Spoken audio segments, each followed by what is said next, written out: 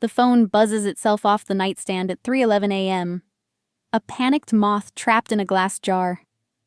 I snag it before it hits the floor. Hello? My voice is gravel and sleep. Good morning. This is Daniela with Sentinel Bank Fraud Prevention. We're seeing unusual activity on your visa ending in 9142. Did you authorize a $4,812 charge to Oceanic Voyages at 2:58 Pacific, followed by onboard purchases at Sea Star Boutique, Trident Spa, and port taxes? St. Thomas? The room snaps into focus like a lens finally turning. Ceiling fan. Ficus in the corner. The faint orange streetlight stripe across my bedroom wall. I sit up. No, I say, pulse starting its sprint. I didn't authorize any of that. I'm in Portland, in bed. Thank you. We've temporarily frozen the card. Daniela's words are brisk but kind. While I have you, are you traveling with Oceanic Voyages today? I could laugh. I could cry. I do neither. I wasn't invited. Silence on her end, the professional kind that understands grief even when it's wearing a ridiculous outfit. Then, let's walk through recent charges together. We go line by line. The deposit yesterday, then a stack of onboard swipes batched at Embarkation Pier 92. Perfume, a diamond bracelet, 2 massages, a beverage package that costs more than my monthly grocery budget. Then, shore excursion, private catamaran. A detail slips into place. Last week's family group text, the one where the thread popped off with glitter emojis and anchor gifs. Bon voyage, and countdown to blue water. I scrolled past it like a person avoiding a pothole she's already memorized. Mom had called 3 days ago to say, "Honey, we didn't think the cruise was your thing. You work so hard. It'll be noisy. Next year, okay?" Their code for, "There isn't a ticket with your name on it." I roll out of bed, pull open the dresser, and find the battered wallet that holds the card in question. There it is, gray and matte, the last 4 digits matching Daniela's. I haven't used it in weeks. How, I ask, does my card go on a cruise while I'm home with a ficus? Sometimes, Daniela says, cards are stored on travel portals or mobile wallets. Sometimes merchants key enter numbers. Sometimes someone takes a photo. Do you share accounts with anyone? Family plan. Their code for leash. We used to, I say, but not this card. I bought this one for roof repairs and emergency vet bills and, let's be honest, poverty anxieties that stick like burrs even when your salary says you're okay now. I never gave them the number. Unless... a flash. Last Thanksgiving, Dad had asked for my card, just to put the hotel deposit on, because it'll earn you points, sweetie. He'd taken it in his palm like it was his, turned, and stepped out of the kitchen to make the call. He returned 5 minutes later, my card still warm. The hotel clerk had already had it on file somehow, he'd said, with a smile that didn't make sense. Can we dispute them? I asked Daniela. My voice is steady now. Steel settling into beams. Yes, she says. We'll overnight a statement for you to sign. We may also need a police report. Because the first charge looks like a cruise deposit, the merchant will likely argue you know the cardholder. But you have the card physically, so we'll note that. We finish our dance, freeze, dispute, new card shipping, 2-factor authentications reset. Daniela speaks in the calm of professionals who hold the edges while your life trembles. Anything else I can do for you? She asks. I glance at the digital clock, 3:29 a.m. I can see my face in the window. Eyes too wide, hair doing its own storm. Somewhere in a different time zone, dawn is lighting up the ship deck where my mother wears a wide hat, and my father poses with a glass of champagne, and my brother Evan smiles like this is the life he was promised, and then delivered. Could you, I ask, surprising myself, Read me the most recent merchant name again. Port check-in, Oceanic Voyages, she says. All aboard. All aboard. Everyone but me. We hang up. I sit in the dark, listening to my building breathe. The last time I felt this particular combination of heat and cold was senior year, when I opened the mailbox to find an acceptance letter I had no one to read it with. That night, I bought a cupcake from the discount case and stuck a tea candle in it and sang a one-woman chorus because Mom and Dad had a fundraising dinner and Evan had promposal planning. You don't need us. Their code for you'll survive neglect. At 3:41 a.m., I open Instagram. The family is 7 stories deep into slipperiness. Glossy railings, a drone shot pulling away from blue water. Mom's hands around a flute of something sparkling. So blessed, she captioned, to make memories with my people. A mosaic of hearts floats up her screen. In the background of one photo, on a counter beside the cabin phone, sits a gray rectangle. Matte. Unmistakable. My card. The one that doesn't like cruises. I don't take a screenshot. I don't need to. It's already carved into me. I shower. The water can't decide hot or cold. I pick black jeans, a white t-shirt, a jacket with pockets that whisper competence. I make coffee and stare at it until it cools. At 4:30 a.m., I open my laptop and make a folder named, simply, Receipts. I've always kept my records. The thing about being the responsible child is you build a paper trail even when no one asks you to. I pull bank statements, export CSVs, highlight lines that glow neon with audacity. I print the text where Mom said, "Next year?" The email where Dad wrote, "Send me your card to hold the hotel, points for you." I print the screen where my card's number lives in an old travel site I forgot to delete, under a profile name I didn't create. Family Planner. I add a section titled Prior, for every "you'll get us next time" check I wrote at holidays. Every "you're so good with money" transfer I made when Evan's rent was late. Each one a line in a song they thought I didn't know the lyrics to. By 6:12 a.m., the city is waking. The first bus sighs at the corner. An espresso machine snarls to life downstairs. I take a pen from the drawer and write a sentence on a sticky note.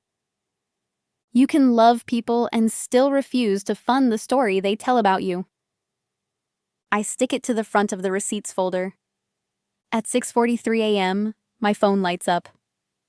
Mom, did you turn off your card? We can't buy the photo package. Everyone is upset. Call me now. Not. Are you okay? Not. We used your card. Can we talk? Not. Do you want to be here? I turn the phone face down. I breathe in 4 counts, hold 2, out 6. Dr. Hara taught me that. I found her 2 years ago in a cinder block building that smelled like lemon cleaner and patience. Back then, I was still trying to make Thanksgiving feel like the commercials. Back then, I thought if I could engineer my voice into the right pitch, the room would tune itself to it. Back then, I thought love was a code I could finally crack if I worked hard enough. My hands are steady now. I pour the cold coffee down the sink. I put the receipts folder in my bag. The bank called at 3:11. It woke up more than my phone. By 7:30 a.m., I'm dressed and at the door. The morning air has that wet Portland bite, the kind that makes you feel both alive and a little bit judged for not owning better rain gear. On the way out, I pause at the little entry table. There are 2 things there: the spare set of keys to my parents' house and a smooth coil of rope from the community boat shop where I volunteer on Saturdays. The keys are their code for access. The rope is mine for an entirely different reason. I slide the keys into the bottom of my bag. I loop the rope into a quick bowline, the kind of knot that never jams and never slips and undoes when you ask it to. My hands know it by feel now. The story of it lives quietly under my skin. Hold fast, I tell myself as I lock my door. but to yourself first. I step into the day. I don't go to work. I call in a favor to myself, the kind I've never taken. I send one email. Family emergency. Back tomorrow. Then I walk into Sentinel Bank when the doors open at 9 and ask for a branch manager. Her name is Rena. She has a sharp bob and a softer voice. She escorts me to a small room with a fake ficus and a stack of tissues on the table, as if the furniture store itself anticipated that some days need softness more than others. "I'm sorry you're dealing with this," she says when I lay the receipts folder between us like a card I've finally decided to play. "May I?" "Please." I talk. I tell her the short version that's also the long version. The family who calls itself a cruise line and sails out of the harbor whenever my needs pull at the dock. The golden child brother who seems to operate on house credit. The parents who believe that because I'm steady, I owe them stability on tap. Rena doesn't interrupt. When I finish, she taps the folder with one fingernail. "You're thorough," she says. "That helps." Occupational hazard. I smile without showing teeth. Risk analysis. Designing policies to outsmart human nature. At work, my job is to find the points where the system will fail and reinforce them until they hold. "Here's what we can do," Rena says. "We'll escalate the dispute with our fraud team. We'll note that you have possession of the card and didn't authorize the charges. We'll ask Oceanic for signed receipts. If the onboard account is tied to your card, it should show who presented it." "It won't show me," I say, "because I was home buying a plunger on my debit card at 4:05 p.m. yesterday.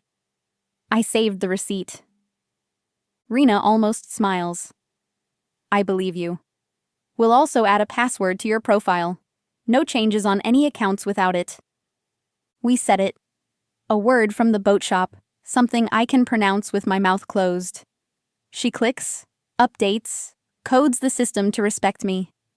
When we're done, she leans back. "If anyone calls to argue on the merchant's side, they'll have to argue with me," she says. I'm good at arguing. Something unclenches.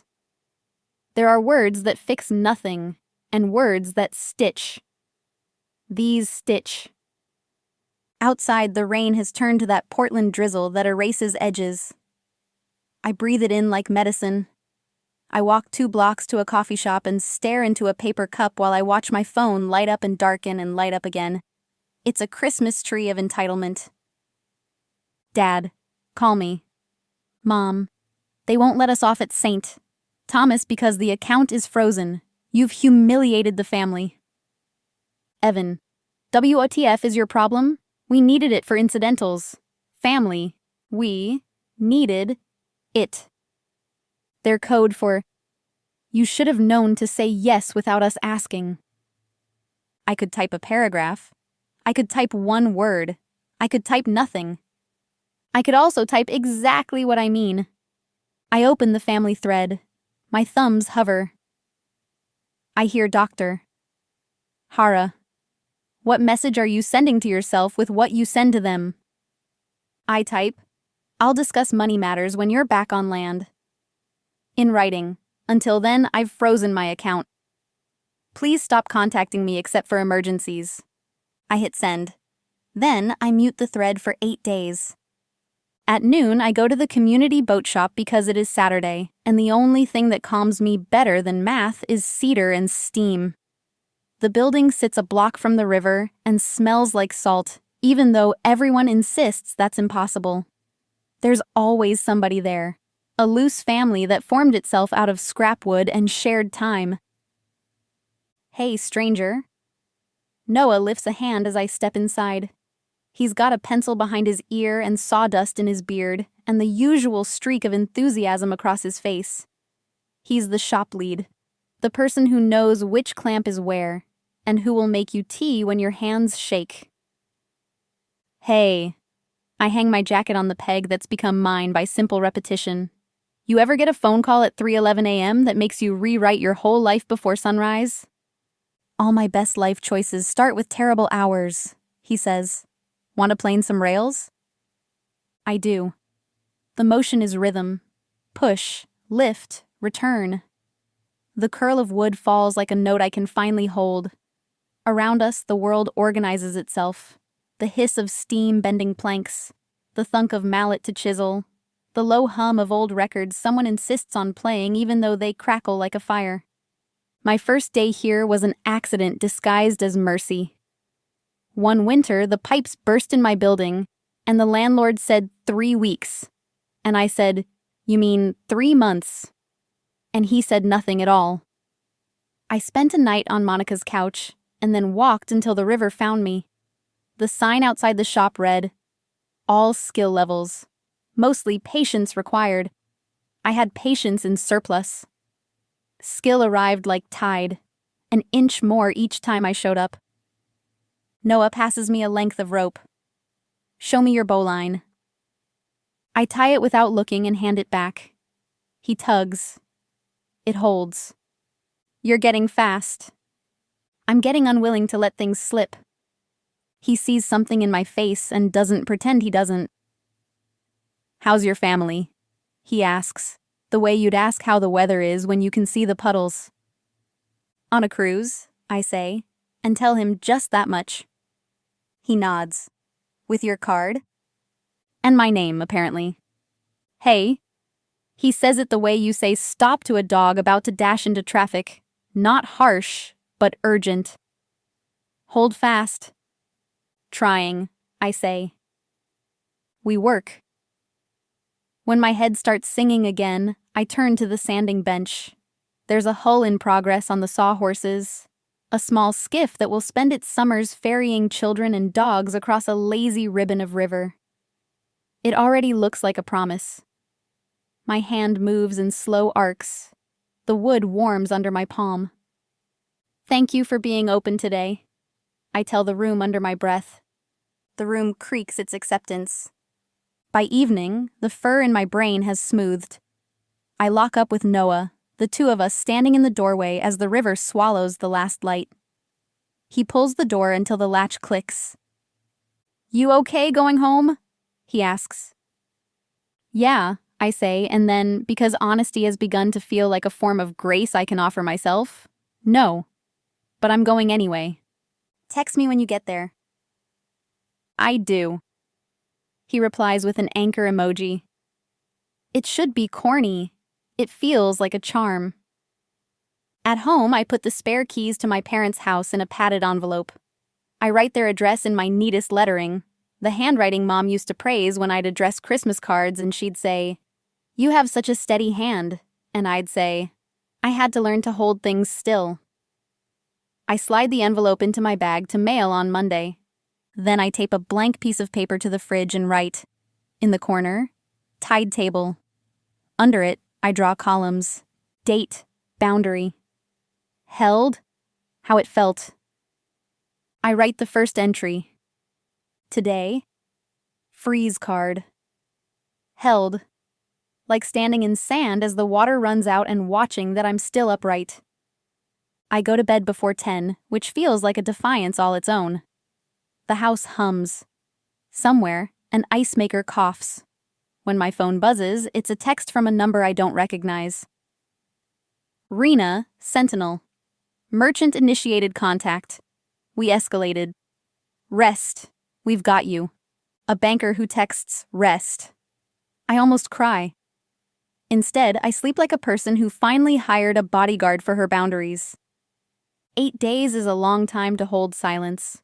It's also not long at all. In that stretch, I go to work, troubleshoot a pricing algorithm that wants to be dramatic, drink coffee in moderation, tie knots until my palms are rope burned, and write 3 more lines on my tide table. Tuesday muted family thread.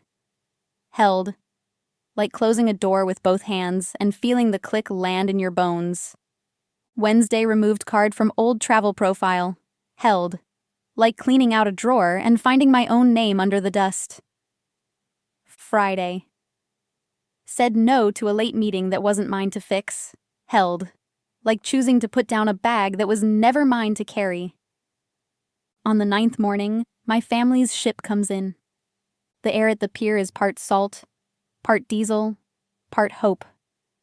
People clutch duty-free bags and lean toward their waiting rides like flowers toward sun.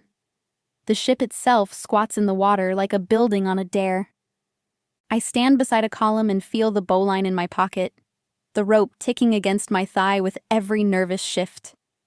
The receipts folder sits under my arm, fat now with 8 days of evidence, and 8 years of what I used to call helping, and now call complicity. I don't plan to chase anyone. I plan to offer a mirror. What they do with their faces is up to them. They appear like they always do. Dad first, leading with shoulders and authority. Mom half a step behind, lips arranged like she's hosting. Evan trailing, sunglasses on, rolling the largest suitcase in a radius that includes exactly 4 families. Dad sees me and stops. His mouth forms my name like a word he hopes will apologize for him just because it has a vowel in it.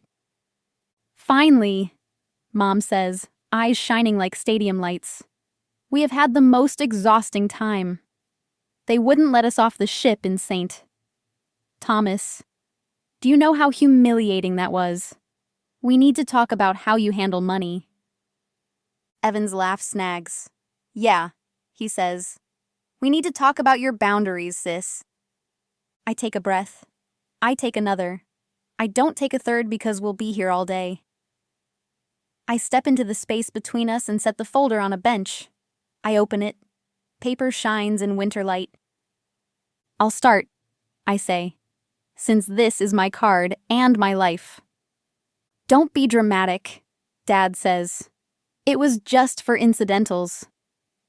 Incidentals? I repeat it like it's a word I'm testing for rot. Let's see. Oceanic Voyages. Deposit, $4,812. Beverage package, $1,190. Trident Spa Couples. Massage, $640. Sea Star. Boutique, $2,280. Hi, Mom. Shore Excursion. Private Catamaran, $1,150. Photo Package. Ultimate, $799. Gratuities for 8 guests, $1,120. Interesting math for a family of 3. Crew Tip Top Off, $200. I'll allow the generosity. Not the theft. Evan shifts. I was going to Zell you. They told me the Wi-Fi was bad at sea. I turned on my ancient phone and managed a muting of a thread. Strange how Signal appears when you're the one sending, I say. I slide a page from the plastic sleeve. Here's the fraud affidavit. Here's the list of charges. Here's the email from Sentinel Bank asking for signed receipts from Oceanic, which I've requested as well. Here's the travel portal where someone created a profile with my card under the name Family Planner. Here are screenshots of Mom's Instagram with my card on your cabin counter. Mom's hand flies to her chest. You're spying on me now? You posted it. To 2,000 of your closest friends. People are starting to watch. I don't care. For 31 years, I have carried the performance of our family like a glass tray that I wasn't allowed to set down. I am allowed to set it down. Look, Dad says. That tone he uses when he thinks charm is a wrench that will loosen any bolt. We are family, and families support each other. That line that has excused everything from forgotten birthdays to loans I never chose to make. I want to scream. I want to laugh. I do neither. We are family, I say softly, which is why I'm offering you something I would not offer a stranger who did this. He leans in. He smells like aftershave and a ship casino. Which is a choice. I pull out the last plastic sleeve and slide a single sheet free. A contract. Printed on clean paper on a clean printer with a clean font that says, I mean business because I am business. Option A, I say, we treat this as what it is, credit card fraud. I file a police report. Sentinel Bank presses charges. Oceanic turns over signatures. If the signatures match you, we could be in more fun than you found in the photo package. Mom goes paler than the ship's hull. Option B, I continue. You sign this agreement. I hold the paper where they can see it. An acknowledgement of debt of $12,191. A repayment plan over 12 months with auto draft, plus a clause that says you will not, under any circumstances, use my financial information again. Not for travel deposits, not for incidentals, not for anything. You will ask for money if you need it like adults who were not raised by a vending machine. And I get to say no, without punishment. Evan laughs his short, ugly laugh. Who do you think you are? The family treasurer? The family treasurer, I say, is the person whose card you used to tip the crew after stiffing me for a decade. So yes, apparently. Dad raises an eyebrow. And what do you get out of option B, aside from your money? A third option, I say, which is my life without any of this. He snorts. You wouldn't. I already am. I pull the padded envelope from my bag and hand it to Mom. She turns it over like a person trying to read a foreign language. The keys inside clink against each other. My copy of the house keys, I say. You will also find a list of accounts where I need to be removed, the family phone plan, the shared streaming passwords, the just-in-case emergency contact on your utility company profile. I love you. I am not your backup wallet. We did not raise you to be cruel, Mom says. The tears slick her voice the way oil shines a puddle. You raised me to be useful, I say. Not the same thing. Dad reaches for the paper. I pull it back. There's one more clause, I say. Family therapy. The three of you. Me too, maybe, later. But first the three of you. Not because I want to fix you. Because I want you to see what you're doing to yourselves. To each other. That's ridiculous. Is it? I gesture at the ship. You took a vacation in my name. Your idea of love is a bill someone else pays. Evan's idea of adulthood is a rolling suitcase that only fits his needs. Mom's idea of apology is a caption. Dad's idea of fairness is that the boat doesn't sail unless he's captain. A woman next to us coughs in a way that's definitely commentary. I don't care. This is the library scene in a different building. And if we refuse? Dad says. Then I walk to the police station on 3rd, and then to Sentinel, and then to a locksmith to change my locks in case you remember where I live. I hold his gaze and don't blink. It feels like learning to breathe underwater and realizing you are less afraid of drowning than of the first mouthful of air. Evan looks between us, calculating. He's always been good at math when it's someone else's equation. This is insane, he says. You're blowing everything up because of a mistake. No, I say. I'm refusing to let you keep rebuilding your house on my foundation. There is a long moment where my father's face does a dozen old things before it settles into something new I can't name. He reaches for the contract like a person reaches for a door at the end of a hallway. Do you have a pen? I do. It's in the folder, clipped to the inside like something I knew I would need. He signs. Mom signs with a tremble. Evan scrawls his name like an insult. I sign with the same steady hand that used to address their Christmas cards. I date it. I hand them a copy and put mine back in plastic. We'll see you Sunday, I say. At Dr. Marquez's. She takes families on short notice if one member looks like he just lost a cruise. How much will that cost? Evan mutters. Less than a fraudulent diamond bracelet, I say. On the walk back to my car, I put my hand in my pocket and find the rope. I tie a bowline one-handed by feel, the way Noah taught me last week in a fit of show-off. I pull it tight, and it holds. I hold. I get into my car and sit with the engine off until the quiet feels like protection rather than emptiness. Then I drive home. In the afternoon, I call Dr. Hara and leave a message that goes like, I did a hard thing in public, and my voice didn't shake until the end. She will call back later with a sound that is not pride exactly, but recognition. She will say, You are building your life like a boat you intend to take into real weather. I will think of the hull sweetening under my hands and believe her. 3 months later, the contract auto-drafts at 8 a.m. on the first of the month like a tide. $1,015, down to the penny. Sentinel Bank sends me a notification in a tone that says, Neutral, competent, nothing to see here. An hour later, my phone lights with a text from an unknown number. Dr. Marquez. Attendance confirmed for Family Systems Group at 5 p.m. today. Thank you. A second text from Mom. We're going. The first session is awkward and loud and full of old stories that feel like gum you've been chewing for 6 years too long. Dad talks more than anyone and hears less than half. Mom cries at the end of every sentence.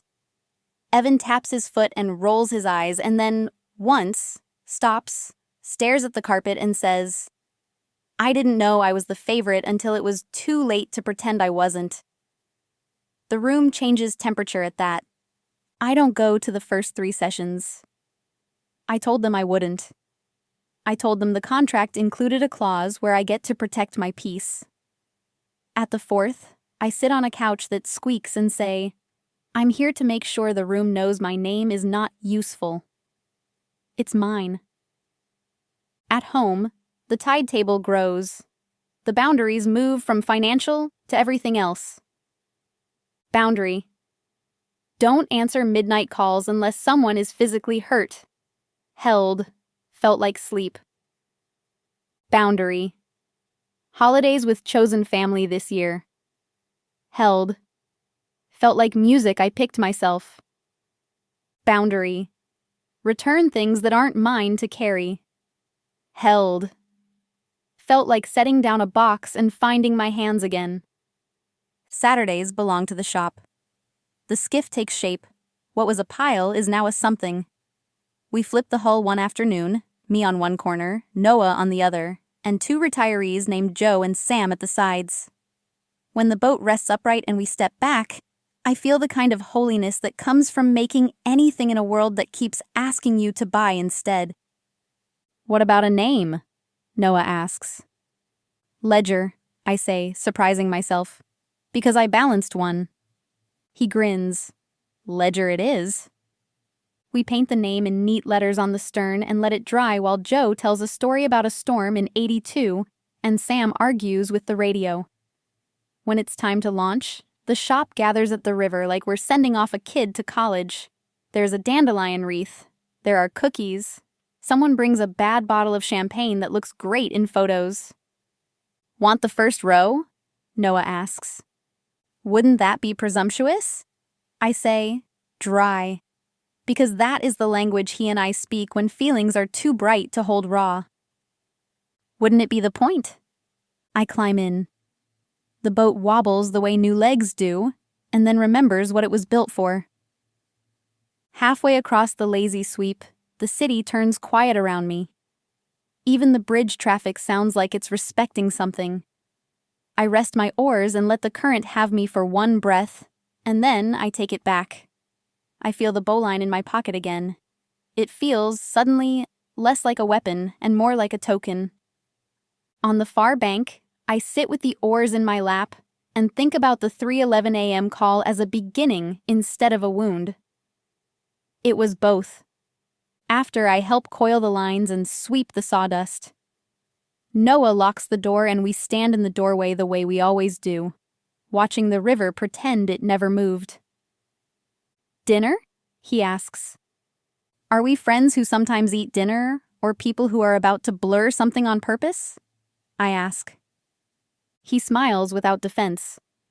I can do either. Or neither. What a relief it is to be given choices without leashes. Dinner, I say, because I want to. The next day is Sunday. 4:59 p.m., finds me walking into Dr. Marquez's office. The room is arranged differently this week. The chairs are a circle instead of rows, which means we have to look at each other like human beings instead of opposing counsel. Dad's face looks older in this light. Mom's eyes are less glassy. Evan's foot is still, which is new enough to count as a miracle in a house without angels. "Hi," I say. Mom's voice is a careful fabric. "Hi." Dad clears his throat. "We made payments," he says, as if the math absolves the ethics. "You did," I say. "Thank you." Evan stares at his hands. "I got a job," he says, almost to his fingers, "at the marina." He looks up quickly, as if expecting laughter. "It's not." "It's honest," I say, "and it looks good on you." We do not hug. We do not pretend.